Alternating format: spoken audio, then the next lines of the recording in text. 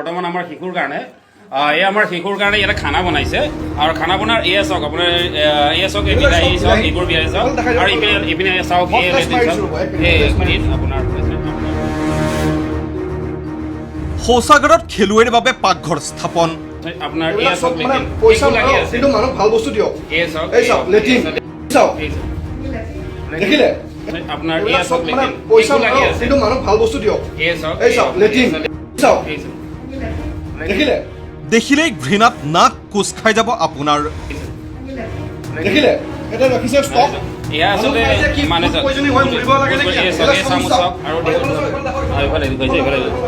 আৰু এইফালে এয়া চাওক লেট্ৰিন এই বাচন এয়া বাচন সংবাদ মাধ্যমে কিবা দেখুৱাই দিয়াৰ পূৰ্বেই ৩৩ সংখ্যক আন্তঃজিলা সাঁতোৰ প্ৰতিযোগিতাৰ বাবে অহা খেলুৱৈৰ অভিভাৱকে লাইভ আকাৰে দেখুৱাই দিছে অসম সাঁতোৰ সন্থাৰ দায়বদ্ধতা দেখিলে এটা ৰাখিছে ষ্টক এয়া আচলতে মানে এই চামুচ চাওক আৰু এইফালে আৰু এইফালে এয়া চাওক লেট্ৰিন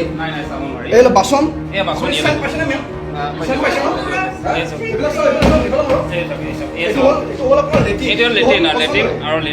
ৰাজ্যৰ ক্ৰীড়া ক্ষেত্ৰৰ হৃদপিণ্ড স্বৰূপ সৰুসজাই ক্ৰীড়া ক্ষেত্ৰৰ পৰিৱেশ এয়া সাঁতোৰ সন্থাৰ চূড়ান্ত অকৰ্মণ্যতা অসভ্যালি ফাদিল হোৱাৰ পাছত চাওক কেনেকৈ পলাইছে কামৰূপ জিলা সাঁতোৰ সন্থাৰ বিষয়ববীয়া দেখাও ৰবা দেখাই দিয়ক মেম দেখাই দিয়ক কোৱা তুমি কোৱা চব পলাইছে ইয়াৰ পৰা এইবিলাক হয় নেকি আপুনি গ'ল ছাৰ ছাৰ গ'লে একোজন খেলুৱৈৰ পৰা 3000কে লৈছিলে তো লৈ পেলাই মানে তেওঁলোকে তাৰ পৰা তেনেকে সেই হিচাপতে খানা প্ৰভাইড কৰিছে কিন্তু যিটো পৰিস্থিতিত তাহাঁতে খানাটো দিছে মানে আমাৰ দেখি পেলাই ভয় লাগিছে আমাৰ বাচ্চাবিলাকৰ কাৰণে তাৰপিছত আমি যেতিয়া সুধিলো যে কোনে কৰিছে চববিলাক পলাল সেইখিনি সময়ত ভয়ভীত হৈ গৈছো যে মোৰ বাচ্চাটোতো খাইছে সেয়া তেনেকে ইমান ষ্টেটৰ পৰা আহিছে তেওঁলোকেও সেইবিলাক আহাৰ গ্ৰহণ কৰিছে কৰি উঠি সিহঁতৰ এই পৰিৱেশত কেনেকে সিহঁতে খেল খেলিব বা সিহঁতৰ ভৱিষ্যতৰ কি হ'ব কেৱল এয়াই নে উঠি অহা খেলুৱৈৰ প্ৰতি সাঁতোৰ সন্থাই প্ৰদৰ্শন কৰা এনে অৱহেলাৰ সমানে সমানে সাঁতোৰক লৈ সন্থাই যে এক প্ৰকাৰ ব্যৱসায় কৰিছে সেয়াও কৈ দিলে অভিভাৱকসকলে প্ৰতি বছৰে বাঢ়িছে সাঁতোৰৰ বাৰ্ষিক প্ৰশিক্ষণ মাচুল প্ৰতিটো প্ৰতিযোগিতাৰ বাবে সংগ্ৰহ কৰা হয় হাজাৰৰ ঘৰত টকা চাওক প্ৰথম কথা অসম চৰকাৰে খেলৰ কাৰণে কোনো ধৰণৰ একো নবঢ়ায় যোৱা বছৰ ইয়াৰ ফিজ আছিল 7,000 টকা আজিৰ দিনটোত এই ছুইমিং পুলৰ ফিজ হ'ল 12,000 টকা তাৰমানে এক বছৰত তেওঁলোকে 5,000 টকাকৈ বঢ়োৱাৰ পিছত আপোনালোকে ভাবে নেকি যে অসম চৰকাৰে খেলৰ কাৰণে কিবা কৰে বুলি ল'ৰা ছোৱালী নেশ্যনেল লেভেলত পুৰস্কাৰ পাইছে এটা বছৰত আপোনালোকে 7,000 টকাৰ ফিজটোত 12 আজি এতিয়া গ্ৰাছৰুট লেভেলৰ দুখীয়া মানুহৰ ল'ৰা ছোৱালী ছুইমিংটো এটা বিৰাট ডাঙৰ গেম হৈ পৰিছে তাৰমানে এইটো অকল্পনীয় ভাবিবই নোৱাৰে তাৰমানে বছৰি ফিজ আছিল এডমিশ্যন ফিজ আছিল 2,000 নে 3,000 টকা আজিৰ ডেটত গৈ পিনে আপোনাৰ 12,000 টকা হৈছে গতিকে ভাবি চাওক যে চৰকাৰী অনুষ্ঠান এটাত ইমান কিয় টকা লাগে আৰু আজিৰ এই অনুষ্ঠানটো পাতাৰ কাৰণে সিহঁতে 3,000 টকাকে লৈছে গতিকে এইটো টোটেলি এটা বিজনেছ হৈছে কেৱল ইমানেই নহয় অসন্তুষ্টি ব্যক্ত কৰিবলৈ যোৱা অভিভাৱকক হেনো ভাবুকি দিয়ে সন্থাৰ বিষয়ববীয়াই কোঠাৰ ভিতৰত সোমোৱাই গৰম সুৰত কথা শুনাই অভিভাৱকক আজিৰ খেলটোতো হৈ যাব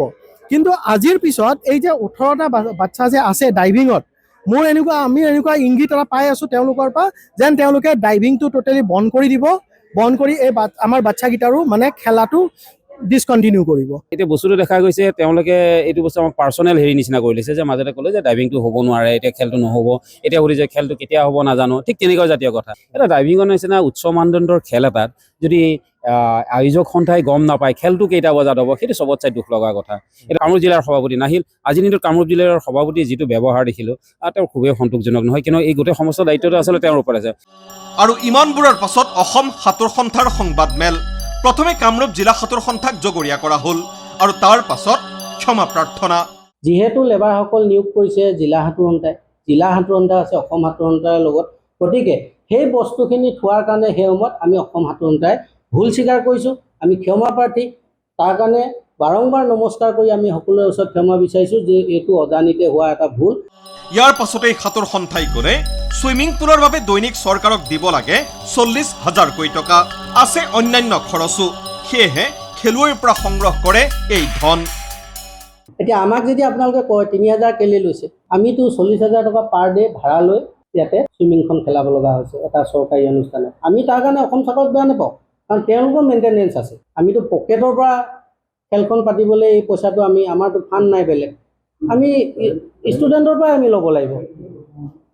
এতিয়া আমাৰ টিম বাহিৰলৈ যাব, আমি খৰচাটো ক'ৰপৰা দিম? গতিকে কিবা এটা পুঁজি আমালৈ অসম সাঁতোৰ সন্থালৈ থাকিলে আমি তাৰ পৰাই খৰচ কৰিম। মানে পইচা কিন্তু মানুহ ভাল বস্তু দিয়ক। এই চাওক লেট্ৰিন, এই গু চাওক।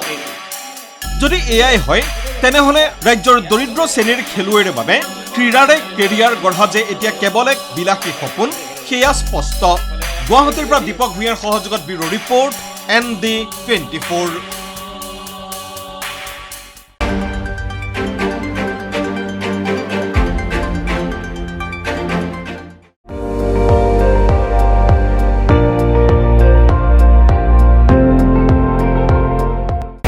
আপুনি চাই আছে ND24, সৰ্বশ্ৰেষ্ঠ নহয় সৰ্বোত্তমৰ দৌৰক।